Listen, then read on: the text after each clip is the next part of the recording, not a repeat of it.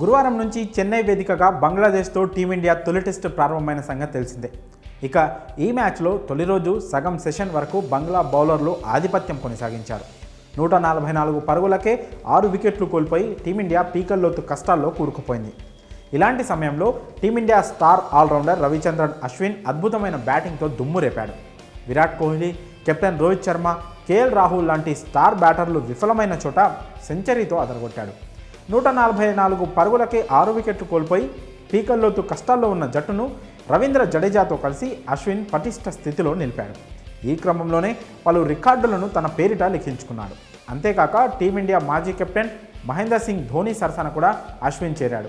రవిచంద్రన్ అశ్విన్ బంగ్లాదేశ్తో జరుగుతున్న తొలి టెస్టులో టీమిండియా పాలిట ఆపద్ బాంధవుడిలా నిలిచాడు. బంగ్లా బౌలర్ హసన్ మహమూద్ ధాటికి రోహిత్ శర్మ, విరాట్ కోహ్లీ, శుభ్మన్ గిల్ ఇలా క్రీజులోకి వచ్చి అలా వెళ్ళిపోయారు. దాంతో 144 రన్స్కే 6 వికెట్లు కోల్పోయి ఆల్అవుట్ అవుతుందా అన్న సందేహం ప్రేక్షకుల్లో కలిగింది. ఈ క్రమంలో క్రీజ్లోకి వచ్చిన senior player all-rounder Ravichandran Ashwin తన బ్యాట్తో మరోసారి టీమిండియా పాలిట దేవుడిలా మారాడు.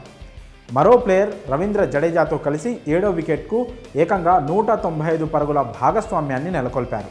ఈ క్రమంలోనే 112 బంతుల్లో 10 ఫోర్లు 2 సిక్సర్లతో 102 పరుగులు చేశాడు.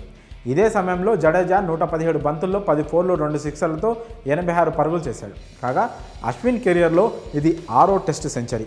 ఇక ఈ సెంచరీ ద్వారా టీమిండియా మాజీ కెప్టెన్ మహేంద్ర సింగ్ ధోనీ రికార్డును సమం చేసి అతడి సరసన నిలిచాడు అశ్విన్.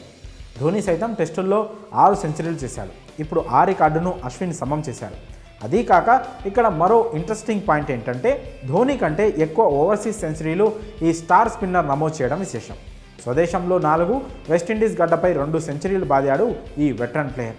ధోనీ మాత్రం భారత్ గడ్డపై 5 సెంచరీలు, పాకిస్తాన్లో ఓ సెంచరీ నమోదు చేశాడు. ఇక మ్యాచ్ విషయానికి వస్తే తొలి ఇన్నింగ్స్లో తొలి రోజు ఆట ముగిసే సమయానికి టీమిండియా 6 వికెట్లు నష్టపోయి 339 పరుగులు చేసింది. క్రీజులో అశ్విన్ 102 పరుగులతో, అలాగే జడేజా 86 పరుగులతో నిలిచారు. ఆ తర్వాత బంగ్లా బౌలర్లలో మొహమ్మద్ హసన్ 4 వికెట్లతో భారత్ను దెబ్బకొట్టాడు.